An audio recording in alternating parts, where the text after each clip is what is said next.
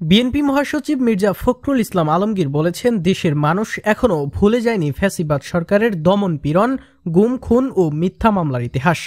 তিনি অভিযোগ করেন, জামায়াতে ইসলামের আমির মাওলানা মতিউর রহমান নিজামী, নয়াদিগন্তের মালিক মীর কাশেম আলী এবং সালাউদ্দিন কাদের চৌধুরী সহ আলেম উলামাকে মিথ্যা মামলায় ফাঁসি দেওয়া হয়েছে, যা জাতির ইতিহাসে এক কলঙ্কজনক অধ্যায় হিসেবে চিহ্নিত হয়ে থাকবে। শনিবার 25 অক্টোবর রাজধানীর শিল্পকলা একাডেমিতে দৈনিক নয়াদিগন্তের প্রতিষ্ঠা বার্ষিকীর অনুষ্ঠানে প্রধান অতিথির বক্তব্যে এসব কথা বলেন তিনি।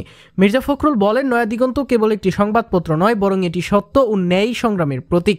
ফ্যাসিবাদী শাসন আমলে এই পত্রিকার সাংবাদিক, প্রকাশক ও কর্মীরা অকথ্য নির্যাতন নিপীড়নের শিকার হয়েছেন, তবুও তারা নির্ভীকভাবে বস্তুনিষ্ঠ সাংবাদিকতা চালিয়ে গিয়েছেন। তিনি বলেন, অতীতের স্বৈরাচারী আমলে গণমাধ্যমের উপর নেমে এসেছিল ভয়াবহ দমন নীতি, কিন্তু নয়াদিগন্ত তখনও জনগণের চেতনা ও সত্যের সংবাদ প্রচারে অটল ছিল। তিনি পত্রিকাটির সাহসী সাংবাদিকদের প্রতি কৃতজ্ঞতা প্রকাশ করে বলেন, এমন নিষ্ঠা ও পেশাদারিত্ব গণতন্ত্র রক্ষার লড়াইয়ে এক অনন্য ভূমিকা রেখেছে। বিএনপি মহাসচিব বলেন, বাংলাদেশের মানুষ একটি স্বাধীন, গণতান্ত্রিক ও সার্বভৌম রাষ্ট্র চায়, যেই দেশ কোনো বিদেশি শক্তির নিয়ন্ত্রণে নয়, বরং জনগণের ইচ্ছায় পরিচালিত হবে।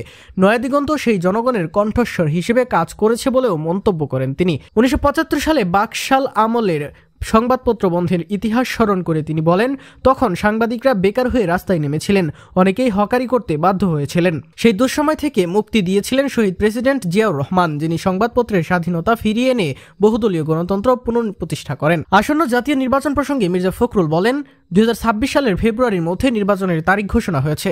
সংস্কার সনদে স্বাক্ষরিত দলগুলোর ঐক্যের মাধ্যমে একটি অংশগ্রহণমূলক ও গ্রহণযোগ্য নির্বাচন পরিবেশ গড়ে তুলতে চান তারা। তিনি গণতন্ত্র পুনরুদ্ধারের লক্ষ্যে সবাইকে নির্বাচনে অংশ নেওয়ার আহ্বান জানান।